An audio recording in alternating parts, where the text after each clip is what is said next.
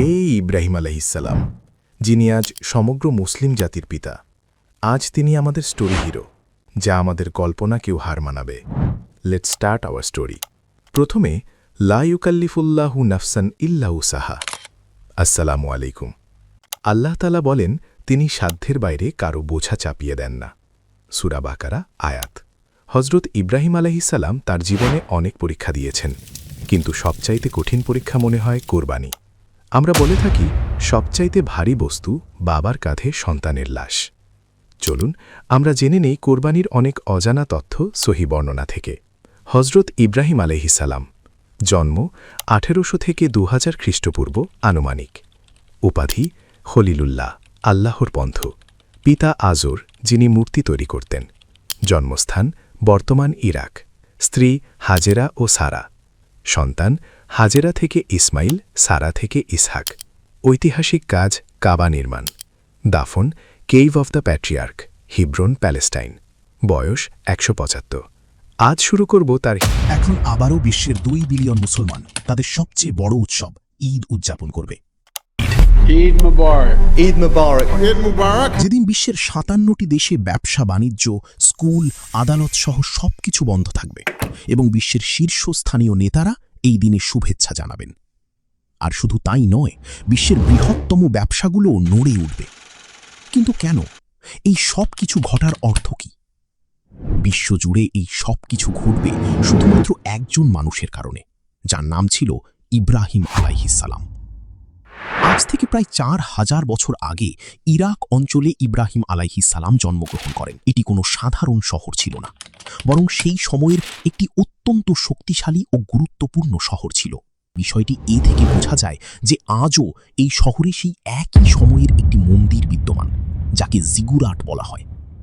এই ধরনের ভবন আজও নির্মাণ করা অত্যন্ত কঠিন ও ব্যয়বহুল হবে, এবং এই ভবনের আকৃতি নকল করে যুক্তরাষ্ট্রের গুপ্তচর সংস্থা MI6 তাদের সদর দপ্তর তৈরি করেছিল।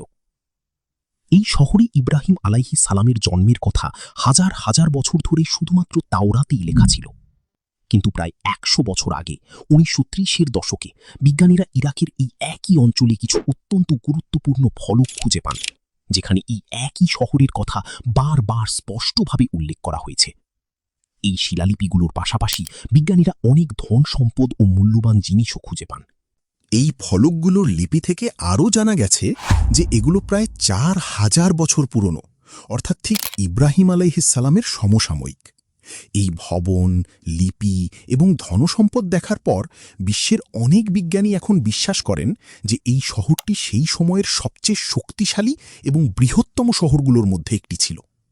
এর মানে হল, ইব্রাহিম আলাইহিসসালাম কোনো ছোট গ্রামে জন্মগ্রহণ করেননি, বরং সেই সময়ের বিশ্বের অন্যতম শক্তিশালী একটি শহরে জন্মগ্রহণ করেছিলেন, যেমন আজকের কোনো বড় আধুনিক শহরে কেউ জন্মগ্রহণ করে। আর এই শহরে ইব্রাহিম আলাইহিসসালাম কোনো সাধারণ পরিবারে জন্মগ্রহণ করেননি, বরং এমন এক অত্যন্ত প্রভাবশালী পরিবারে জন্মগ্রহণ করেছিলেন যাদের সেই শহরের রাজার সাথে ঘনিষ্ঠ সম্পর্ক ছিল। কিন্তু তরুণ ইব্রাহিম আলাইহিসসালাম এই শহরে কখনো সুখী ছিলেন না, এবং প্রায়শই আলেম ও ধর্মীয় নেতাদের সাথে তর্ক করতেন, কারণ এই শহরে লোকেরা এক আল্লাহর পরিবর্তে অনেক মূর্তির পূজা করত। এই মূর্তিগুলোর মধ্যে সবচেয়ে শক্তিশালী ছিল মারদুক, যাকে তারা সর্বশ্রেষ্ঠ দেবতা বলে মনে করত। আর এই মূর্তিগুলোর পূজার জন্য এই শহরে অনেক মন্দির নির্মিত হয়েছিল, যার মধ্যে একটি আজও পৃথিবীতে বিদ্যমান। একদিন নিজের লোকদের একটি গুরুত্বপূর্ণ বিষয় বোঝানোর জন্য ইব্রাহিম আলাইহিসসালাম এই শহরের একটি মন্দিরে প্রবেশ করলেন এবং একটি কুড়াল নিয়ে সবচেয়ে বড়টি ছাড়া বাকি সব মূর্তি ভেঙে ফেললেন, এবং তারপর কুড়ালটি রাখলেন সেই সবচেয়ে বড় মূর্তিটির কাঁধে। শহরের লোকেরা যখন এটা দেখল, তারা সোজা ইব্রাহিম আলাইহিসসালামের কাছে গেল। তিনি বললেন যে সম্ভবত এই বড় মূর্তিটি অন্যদের উপর রেগে গিয়ে তাদের ধ্বংস করে দিয়েছে। তারা বলল, আপনি কি বলছেন? মূর্তিরা কিছুই করতে পারে না। তখন ইব্রাহিম আলাইহিসসালাম বললেন, যখন তুমি জানো যে তারা কিছুই করতে পারে না, তাহলে তাদের কাছে কেন প্রার্থনা করছ? কিন্তু এতে তারা এতটাই ক্রুদ্ধ হল যে রাজার সাহায্যে তাকে দৃষ্টান্তমূলক শাস্তি দেওয়ার জন্য তারা প্রস্তুতি নিল বিশাল আগুনের। এখানে এই নিয়ে কিছুটা বিভ্রান্তি রয়েছে যে সেই রাজা নমরুদ ছিলেন নাকি অন্য কেউ, কারণ তাওরাত বা কোরআন কোনোটিতেই স্পষ্টভাবে উল্লেখ নেই যে রাজা ছিলেন নমরুদ। যাই হোক না কেন, রাজা সমস্ত লোককে একত্রিত করে এক বিশাল আগুন জ্বালিয়ে দিলেন। আগুনটি এতটাই বিশাল ছিল যে লোকেরা ইব্রাহিম আলাইহিসসালামকে তার মধ্যে নিক্ষেপ করার জন্য কাছেও যেতে পারছিল না। তাই তারা দূর থেকে তাকে নিক্ষেপ করার জন্য গুলতির মতো একটি যন্ত্র প্রস্তুত করল। শহরের এক বিশাল জনতা, যারা তৎকালীন সবচেয়ে ক্ষমতাশালী ব্যক্তি ছিলেন, এই পুরো ঘটনাটি দেখছিল। আর এই পুরো ভিড়ের মধ্যে ইব্রাহিম আলাইহিসসালামকে সমর্থন করার মতো একজন ছাড়া আর কেউ ছিল না। তিনি হলেন তার ভাতিজা লূত আলাইহিসসালাম, যিনিও সেখানে উপস্থিত ছিলেন। সমস্ত প্রস্তুতি সম্পন্ন হলে আগুনে নিক্ষেপ করার আগে ইব্রাহিম আলাইহিসসালাম শুধু একটি কথাই বললেন, হাসবুনাল্লাহু ওয়া নি'মাল ওয়াকিল, আল্লাহই আমার জন্য যথেষ্ট। তারপর তারা তাকে আগুনের দিকে ছুড়ে দিল। কিন্তু ইব্রাহিম আলাইহিসসালাম সেই সমস্ত ক্ষমতাধর ব্যক্তিদের সামনে আগুনের ভেতর থেকে সম্পূর্ণ অক্ষত অবস্থায় বেরিয়ে এলেন। এই দৃশ্য দেখে শহরের সমস্ত লোক হতবাক হয়ে গেল। কিন্তু এরপর তারা এতটাই ভীত হয়ে পড়ল যে তারা আর কখনো তার কোনো ক্ষতি করার চেষ্টা করেনি। কিছুকাল পরে ইব্রাহিম আলাইহিসসালাম তার স্ত্রী সারা এবং ভাগ্নে লূত আলাইহিসসালামকে সঙ্গে নিয়ে সেই এলাকা ত্যাগ করে ফিলিস্তিনের দিকে যাত্রা করলেন, যা তৎকালীন কানান নামে পরিচিত ছিল। পরে লূত আলাইহিসসালাম অন্য একটি শহরে চলে যান এবং সেখানে কি ঘটেছিল তা পরে ব্যাখ্যা করা হবে। লূত আলাইহিসসালাম চলে যাওয়ার পর ইব্রাহিম আলাইহিসসালাম তার পরিবারের সাথে ফিলিস্তিনে বসবাস করতে থাকেন এবং ধীরে ধীরে সুপ্রতিষ্ঠিত হন। তাওরাতে লেখা আছে যে একসময় ইব্রাহিম আলাইহিসসালামের ৩০০রও বেশি ভৃত্য ছিল, কিন্তু এত ধনসম্পদ থাকা সত্ত্বেও তার কোনো সন্তান ছিল না। তাই ৮৬ বছর বয়সে তিনি আল্লাহর কাছে একটি সন্তানের জন্য প্রার্থনা করেন এবং আল্লাহ তার প্রার্থনা কবুল করেন। তাওরাতে লেখা আছে যে যখন ইব্রাহিম আলাইহিসসালাম একটি সন্তানের জন্য প্রার্থনা করেছিলেন, তখন আল্লাহ তাকে আকাশের দিকে তাকাতে বলেন এবং তিনি যতগুলো নক্ষত্র দেখতে পান তার বংশধরেরাও সেভাবে সারা বিশ্বে ছড়িয়ে পড়বে এবং তার বংশ থেকে অনেক মহান রাজা ও নবী আসবেন। এরপরে তার স্ত্রী হাজেরার গর্ভে তার পুত্র ইসমাইল আলাইহিসসালাম জন্মগ্রহণ করেন। কিন্তু যখন ইসমাইল আলাইহিসসালামের বয়স প্রায় ১১ থেকে ১৩ বছর, তখন ইব্রাহিম আলাইহিসসালাম একটি স্বপ্ন দেখেন যেখানে তিনি তার পুত্রকে উৎসর্গ করছেন। এখানে কিছুটা বিভ্রান্তি রয়েছে।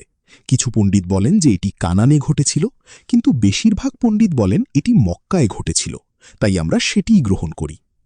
লেখা আছে যে ইসমাইল আলাইহিসসালামের জন্মের পর ইব্রাহিম আলাইহিসসালাম আরও বেশি মনোযোগ দিতে শুরু করেন হাজেরা ও ইসমাইলের প্রতি, যা সারার মনে কিছু অনুভূতির জন্ম দিয়েছিল। তবে কুরআনে লেখা আছে যে এই সব কিছু আল্লাহর আদেশেই করা হয়েছিল। ইব্রাহিম আলাইহিসসালাম হাজেরা ও ইসমাইল আলাইহিসসালামকে নিয়ে মরুভূমির দিকে গেলেন, যা বর্তমানে মক্কার আশেপাশের এলাকা বলে মনে করা হয়। ফিলিস্তিন ও মক্কার মধ্যে দূরত্ব প্রায় ১৪০০ কিলোমিটার, অর্থাৎ তারা হয়তো পায়ে হেঁটে প্রায় ১ মাস অথবা পশুর পিঠে চড়ে প্রায় ১৭ থেকে ১৮ দিন ভ্রমণ করেছিলেন। তিনি তাদেরকে এক ঊষর ও জনশূন্য স্থানে রেখে ফিরে এলেন।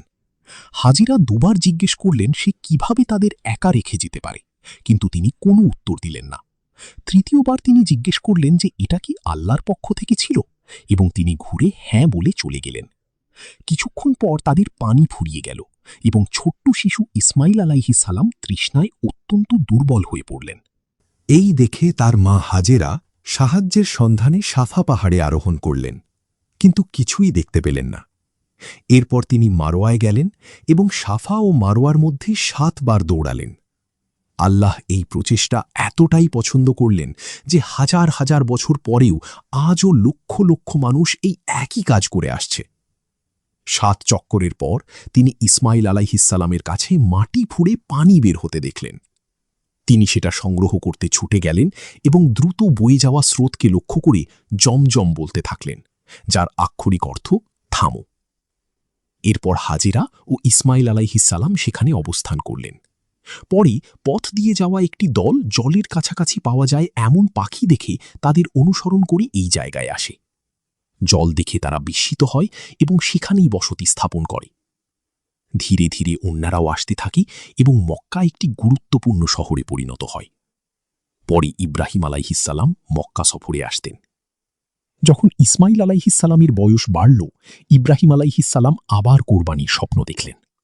তিনি ইসমাইল আলাইহিসসালামকে তা বললেন, যিনি উত্তরে আদেশ পালন করতে বললেন।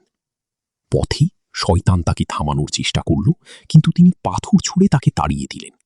যখন তিনি কোরবানি করতে যাচ্ছিলেন, তিনি যখন তার পুত্রকে উৎসর্গ করতে যাচ্ছিলেন, আল্লাহ তাকে থামিয়ে দিলেন এবং তার পরিবর্তে একটি দুম্বা দিয়ে দিলেন এবং বললেন যে এই উৎসর্গ প্রজন্ম থেকে প্রজন্মান্তরে স্মরণীয় হয়ে থাকবে এবং তার উচিত তা থেকে খাওয়া এবং ভাগ করে নেওয়া। বহু বছর পর ইব্রাহিম আলাইহিসসালাম মক্কায় ফিরে এসে কাবা নির্মাণ করলেন ইসমাইল আলাইহিসসালামের সাথে। পরে তিনি ফিলিস্তিনে ফিরে আসেন এবং সেখানেই মৃত্যুবরণ করেন। কালক্রমে মানুষ উদ্দেশ্যটি ভুলে গেল এবং কাবাকে আবার মূর্তি দিয়ে পূর্ণ করে ফেলল। তারপর তাদের মধ্যে একজন নবী এলেন, যিনি সেই মূর্তিগুলো ভেঙে ফেললেন এবং তাদেরকে তাদের প্রকৃত পথের কথা স্মরণ করিয়ে দিলেন। আজ একদা জনশূন্য সেই মরুভূমি এক মহান নগরীতে পরিণত হয়েছে এবং জমজমের পানি লক্ষ লক্ষ মানুষ ব্যবহার করে। আর এই উৎসর্গের কাজটি এমন এক বৈশ্বিক ঘটনায় পরিণত হয়েছে যে তা বিশ্বজুড়ে শত শত কোটি ডলারের অর্থনীতিকে প্রভাবিত করে।